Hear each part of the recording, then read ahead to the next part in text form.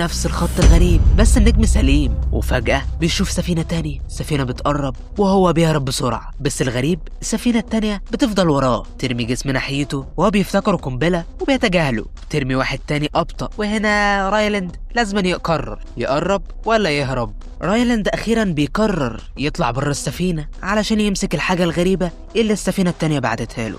بيلبس البدلة بتاعته بسرعة وبيقرأ التعليمات على السريع كده، بس أول ما بيطلع بيبقى واضح جدا إنه مش متعود، حركاته تقيلة ومتلخبط.